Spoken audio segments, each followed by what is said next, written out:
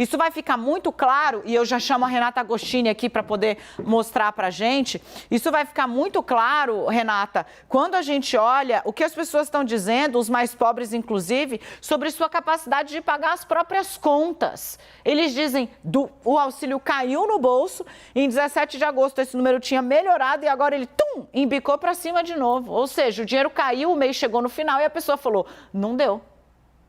Essa tela da pesquisa Quest, para mim, ela é muito reveladora ou matadora quando a gente está olhando essa questão da resiliência desse público beneficiário do Auxílio Brasil em não se entusiasmar com o aumento, a turbinada no benefício. Então, eu vou trazer esse destaque da pesquisa e já eu trago um pouquinho, então, de bastidor já da campanha do presidente Jair Bolsonaro. O que nos mostra esse pedaço da pesquisa Quest? Quando eles vão para os beneficiários, de fato, do programa, quem recebe Auxílio Brasil, e perguntam o que a Dani disse agora. E a sua capacidade de pagar as contas nos últimos 3 meses? Salta de um percentual de 51% para 57%, quem responde que piorou. Então, essa pessoa olha para trás e fala, putz, recentemente a coisa piorou. Também cai o percentual de quem diz que melhorou, de 29% para 26%. Então, o beneficiário do Auxílio Brasil, ainda que ele tenha recebido mais dinheiro e que ele esteja com a perspectiva de ter esses acréscimos, então, havia ali uma aposta do QG bolsonarista de que só a perspectiva do recebimento do benefício aumentaria essa sensação de que as coisas estão melhorando, isso não está se refletindo na pesquisa. E aí, logo depois, a gente vê a Quest perguntando sobre o preço de determinados produtos, né? Se caiu no último mês, qual é a percepção dos entrevistados como um todo, tá, gente? E aí o que a gente vê? Que a percepção sobre a queda de gasolina, ela é majoritária, 82% dizem que, caiu. Luz, bastante gente, 41% diz que sim, 47% diz que não, mas tem ali pelo menos uns entrevistados, o eleitorado dividido. E quando a gente vai para alimentos, a pergunta da Quest na sua cidade, o preço dos alimentos caiu no último mês? 79% diz que não. Só 18% dizem que sim. Veja como o preço dos alimentos, veja como a inflação dos alimentos, ela está muito presente para a maior parte dos entrevistados, e isso, se a gente conectar todo esse fio de informações, a gente vai vendo como esse público-alvo do benefício, ele ainda está muito apertado, ele ainda está sentindo demais os efeitos dessa crise, especialmente da inflação. Falei que entrego rapidinho. Quando a gente conversa com integrantes... Não precisa ser rapidinho, não. Então, tá Você bom. faz de tudo. Quando a gente pergunta para integrantes da campanha do presidente Jair Bolsonaro, bem, e aí, esses números, o que vocês estão vendo? Há um reconhecimento imediato de que esses efeitos eleitorais da inflação, eles estão se mostrando, sim, mais difíceis de lidar, de domar, do que se podia imaginar. Não que alguém achasse que era uma tarefa fácil, mas veja que todo o esforço do governo mirando a inflação, ele foi bem sucedido. Isso aparece quando a gente vê os grandes índices, né? O índice oficial da inflação, os índices acessórios. As pessoas estão vendo que caiu sim o preço da gasolina, ótimo. Só que nesse eleitorado foco, que foi ali o alvo do auxílio, a inflação de alimentos e a corrosão do poder de compra que a inflação ainda causa, está fazendo com que, na prática, nada aconteça ou muito pouco se mova. Renata, vamos falar um pouquinho ainda sobre a expectativa do QG de Jair Bolsonaro. Ontem, ouvindo ali pessoas ainda falando sobre PEC, né? Havia uma perspectiva de que a somatória de corte de combustíveis que aconteceu e está rolando e ajudou o presidente na classe média muito, né? E Auxílio Brasil fosse dar um resultado combinado, como você estava dizendo agora, né? Espetacular. E isso não aconteceu. Isso não aconteceu. E tem um movimento que está na pesquisa que me chamou bastante a atenção. Eu vou abrir ela aqui, eu estava com ela agora, fechei, mas que é um movimento de disparada das pessoas que apontam problemas sociais como o principal problema do país, a fome e a miséria.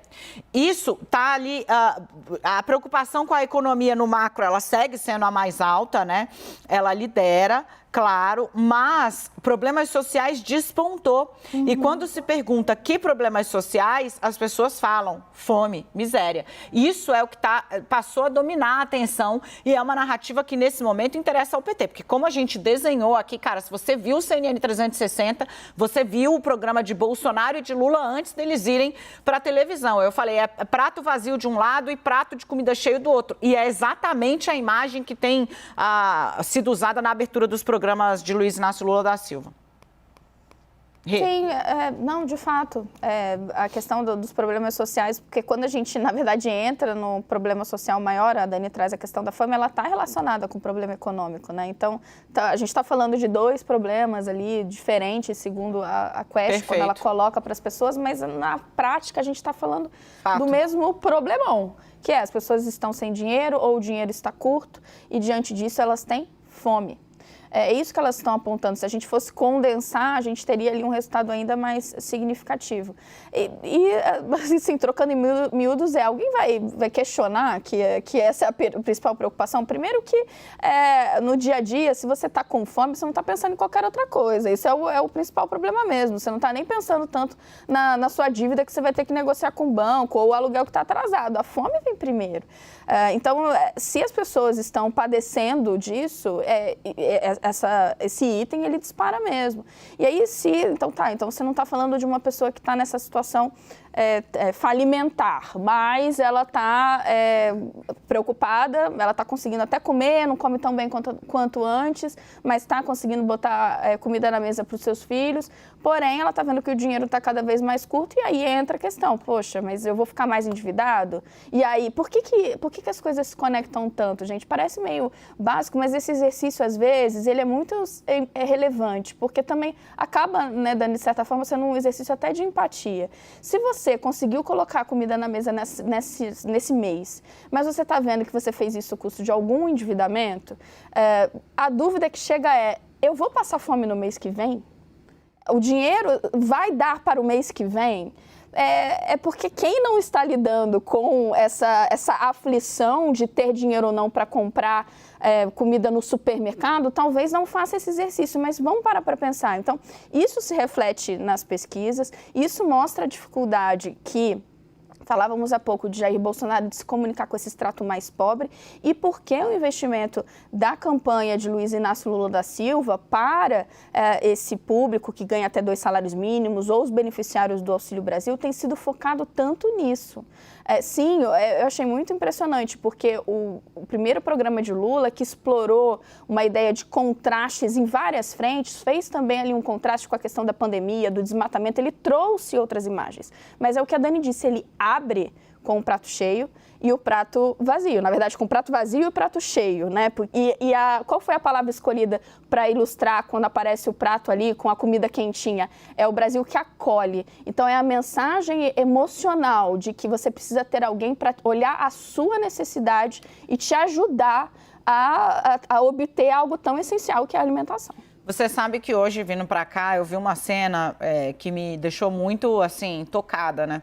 Tem um viaduto, gente, a CNN fica aqui na Avenida Paulista, tem um viaduto ali que você passa por ele um pouco antes de desembocar na Avenida 9 de Julho, que é uma avenida famosa aqui de São Paulo.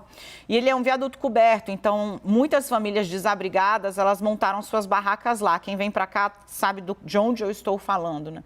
E assim, toda vez eu falo para vocês, o número de pessoas que está morando na rua em São Paulo é muito chocante, cresceu a olhos vistos. O Parque Trianon, ele está inteiro circundado de barracas de pessoas, famílias inteiras. Eu não estou falando só de usuário de droga, eu não estou falando do morador de rua clássico que você acostumou a ver as imagens ali da Cracolândia em São Paulo, que também é tristíssimo.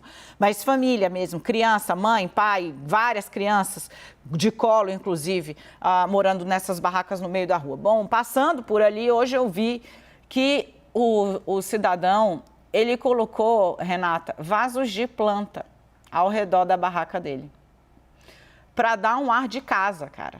Aquilo me matou, me matou. Ele cercou, provavelmente ele pegou na rua, vaso de planta que as pessoas jogam fora. Ele colocou as plantas ali ao redor da barraca inteira, assim, como quem faz um jardim. Muito triste, debaixo de um viaduto aqui em São Paulo. Obrigada, princesa, pela análise.